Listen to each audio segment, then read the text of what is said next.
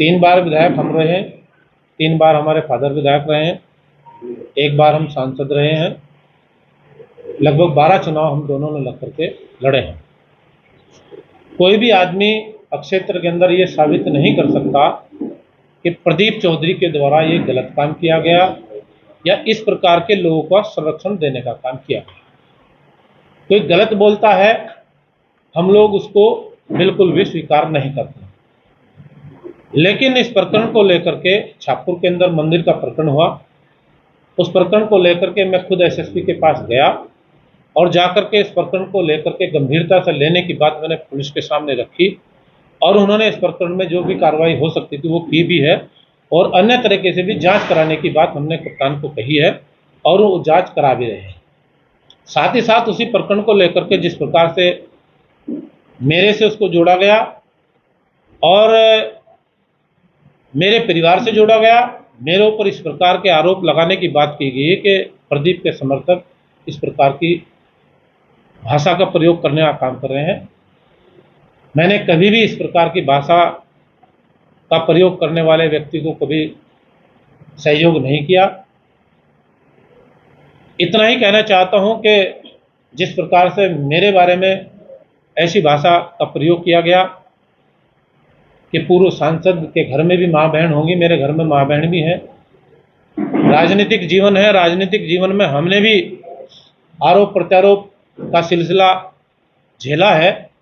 मुझसे भी लोगों ने गालियां दी हैं, मुझसे भी लोगों ने क्रिटिसाइज करने की बातें की हैं, मेरे ऊपर भी तरह तरह की बातें की हैं, मुझसे भी गालियां दी हैं, मेरे परिवार से भी गालियां दी हैं, मेरी माँ के बारे में भी अनावश्यक बातें कही गई हैं। लेकिन हम लोगों ने कभी भी हताशा का परिचय नहीं दिया, हम लोगों ने कभी निराशा का परिचय नहीं दिया।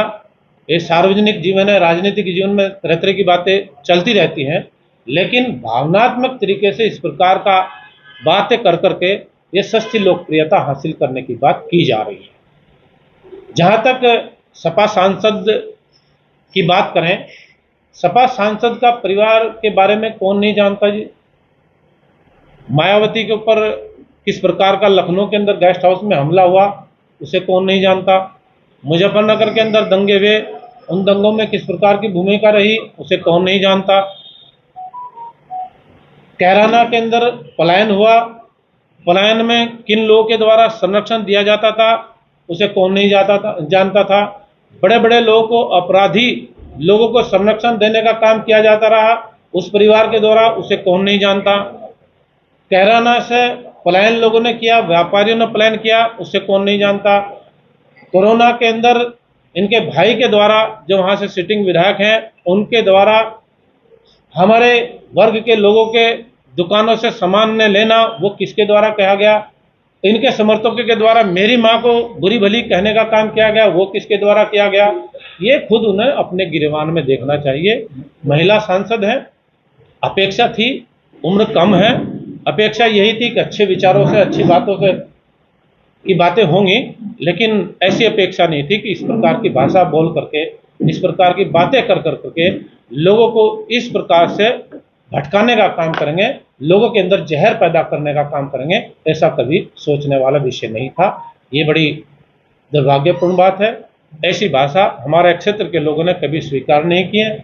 माननीय सांसद हैं, सम्मानित हैं, उनसे हम यही आग्रह करेंगे इस प्रकार की भाषा न बोलें, बेहतर होगा। अपनी इस भाषा से वो माफ़ी मांगें, सभी लोगों के सामने इस बात को सार्वजनिक करें।